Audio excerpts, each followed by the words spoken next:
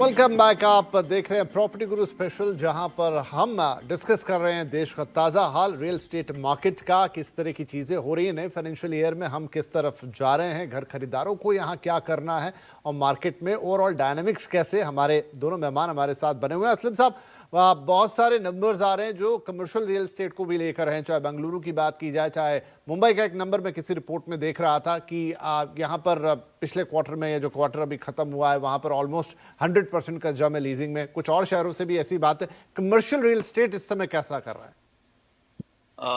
Very surprisingly Vipin ji, I think इस पे real numbers Pankaj ji दे पाएंगे, लेकिन वेरी सरप्राइजिंगली जो इस टाइम वर्ल्ड वाइड जो हम हेडविंग्स देख रहे हैं, लाइक जो डिस्ट्रप्शन देख रहे हैं, ले ऑफ्स हो रहे हैं, बड़े बड़े कॉर्पोरेट्स ले ऑफ्स कर रहे हैं ऑल इंडिया, उसमें एक्चुअली चाहे आप वो रेसी सेल देखें या वो फिर आप कमर्शियल लीजिंग के लिए जो आरएफपी इस टाइम मार्केट में है उसको देखिए, तो इस ये डिफरेंट स्टोरी ही बताता है। लाइक लेटेस्ट एग्जांपल आप लीजिए कि गूगल के लिए इतनी न्यूज थी अभी, लेकिन अभी पूना में गूगल ने 1 लाख स्क्वायर फीट का लाइक ऑफिस स्पेस लिया है और ऑक्यूपाई भी कर लिया है।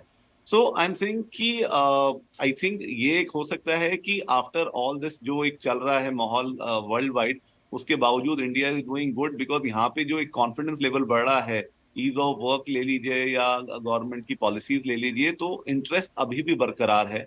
उसके चलते हुए रियल एस्टेट मार्केट जो कमर्शियल से रिलेटेड है वो काफी अभी भी बॉइंट है।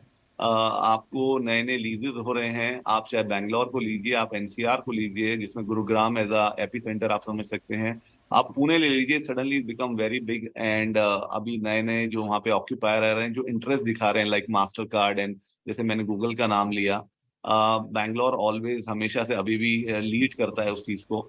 सो और सबसे इंपॉर्टेंट बात एक मैं आपको बताना चाहता हूँ कि ये बीच में जो कोविड के चलते हुए वर्क फ्रॉम होम हुआ था और थोड़ा सा कमर्शियल लीजिंग में ये सब बात हुई थी, उसके चलते हुए ये जो आपके को वर्किंग स्पेसेस हैं उसमें वी वर्क का एक अलग स्टोरी है, लेकिन आप स्मार्ट वर्क को ले लीजिए, they are doing excellently well. Like smart work तो एकदम आप देखेंगे तो जैसे मैं गूगल की भी बात कर रहा हूँ, उन्होंने स्मार्ट वर्क में ही 1 लाख स्क्वायर फीट का वो स्पेस लिया है, and that is very good.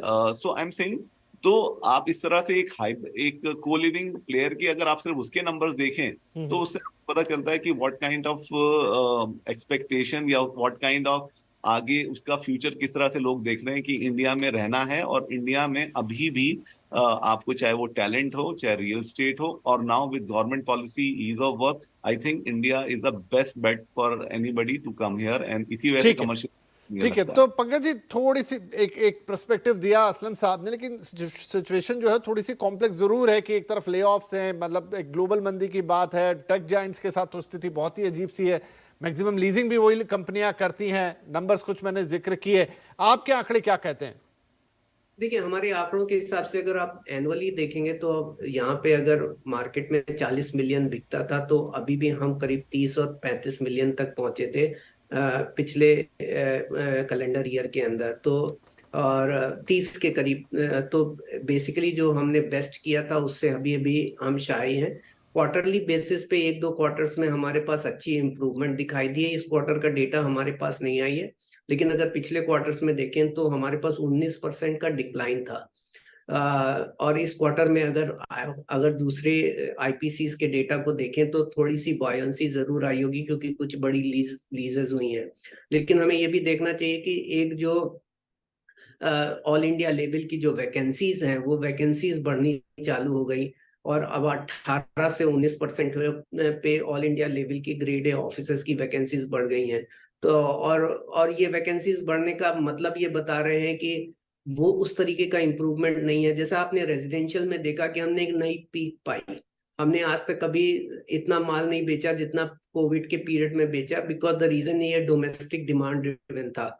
अभी कॉमर्शियल जो है ज्यादातर जो है आपका मैक्रो इन्वायरमेंट के साथ बहुत ज्यादा एसोसिएटेड रहता है, इकोनॉमी के साथ काफी ज्यादा एसोसिएटेड रहता था। हालांकि इंडिया के पास एक पोलराइजेशन है, बहुत सारी कंपनियां जो हैं चाइना को छोड़ के इंडिया में आना चाहती हैं, लेकिन आप ज्यादातर डेटा देखेंगे तो आउटसोर्सिंग के पॉइंट ऑफ व्यू से जो डेटा भी आया था कि अगर टोटल आउटसोर्सिंग करीब 6% है तो इंडिया में पोलराइजेशन केवल 2% का हुआ है, तो ऐसा नहीं है कि सारा जॉब इधर आ रहा है और उसकी वजह से ये बॉयंसी दिख रही है। आई एम सेइंग दैट हम लोग कुछ ज्यादा चीयर लीडर बन गए थोड़ी बहुत बॉयंसी देख के, बट कॉमर्शियल में अभी भी हमें ट्रबल दिख रही है। और कॉमर्शियल के अंदर जो मैक्रो इन्वायरमेंट है उसमें जब तक स्टेबिलिटी नहीं आएगी, यूएस के मार्केट में स्टेबिलिटी नहीं आएगी, तब तक हम ये नहीं कह सकते। और आप यूएस के बैंकिंग सेक्टर के ऊपर इम्पैक्ट आना चालू हो गया है, एक के बाद एक हम सुन रहे हैं कि बैंक्स में कोलैप्स हो रहे हैं। तो उस तरीके का अगर फियर होता है तो आईटी सेक्टर्स के ऊपर डायरेक्टली इम्पैक्ट आता है। तो आउटलुक जो है थोड़ा ग्रिम है। ठीक है, तो सिचुएशन को ब्लैक एंड व्हाइट के ही तौर पे देखना चाहिए और उसी हिसाब से एक्सेस करना चाहिए, राइट। अब चूंकि दो महत्वपूर्ण सवाल रह गए हैं, समय कम हो गया या ऑलमोस्ट खत्म, लेकिन क्विकली आप दोनों की राय चाहूंगा। असलम साहब, घर खरीदारों के लिए क्या संदेश है? अब नया फाइनेंशियल ईयर, नई चीजें, जो ओवरऑल मार्केट हमने डिस्कस किया, आगे बढ़ना चाहिए, घर की खरीदारी करनी चाहिए? मुझे लगता है बिल्कुल करनी चाहिए, लेकिन हमने ये पहले भी बात किया है कि ओवरऑल अगर आप 15-20 साल के लिए लोन लेते हैं तो ये छोटे मोटे रेट ऑफ इंटरेस्ट का बढ़ना कम होना अल्टीमेटली आपके अप्रिसिएशन ऑफ द कैपिटल में कोई फर्क नहीं पड़ता है। तो मुझे लगता है ये रेट ऑफ इंटरेस्ट को नजरअंदाज करते हुए जो लोग जिन्होंने खरीदा है उन्होंने यही किया है। मुझे लगता है लोगों को आगे बढ़ना चाहिए क्योंकि अभी भी अच्छे मौके हैं, मार्केट में अच्छे प्रोडक्ट्स बन रहे हैं। एवरेज रेट जो हमने देखा है प्राइसिंग लास्ट 1 ईयर में पैन इंडिया कुछ 8 to 9% बढ़ा भी है। तो आई थिंक प्राइजेस बढ़ रहे हैं, तो मुझे लगता है कि वाई टू मस्ता बस आपको डेफिनेटली ले लेना चाहिए। पंकज साहब, जो पार्टिसिपेशन इन्वेस्टर्स की तरफ से आने लगा है, क्या वो आगे चलते हुए दाम को एक अलग तरीके से पुश करेगा? मुझे बहुत ज्यादा नहीं लग रहा है। ओनली सर्टेन ज्योग्राफीज जो जहाँ पे सप्लाई का वॉल्यूम बहुत कम है, वहां पे आपको थोड़ी स्पेकुलेटिव फोर्सेस होती हुई दिखाई देंगी। बट अदरवाइज अगर आप मुंबई देख लीजिए, पूना देख लीजिए, बैंगलोर, हैदराबाद, इन सारे शहरों के अंदर देख लीजिए, तो कभी काफी रेंज बाउंड एप्रिसिएशन है और इन्फ्लेशन ड्रिवन है। सो मुझे वो स्पेकुलेटिव प्रैक्टिसेस नहीं लगती, लेकिन बट प्राइस में एक प्रोडक्टिविटी है, इसके लिए प्राइस बढ़ना चालू हुआ। पिछले 2016 से वो जो बढ़ा नहीं था, तो उसकी वजह से इनकम की जो ग्रोथ है उससे जो गैप था वो फुलफिल हो गया। इसकी वजह से प्राइस में अफोर्डेबिलिटी और प्राइस में प्रोडक्टिविटी है। तो कंज्यूमर के पॉइंट ऑफ व्यू से तो अच्छा आज भी वक्त है जी।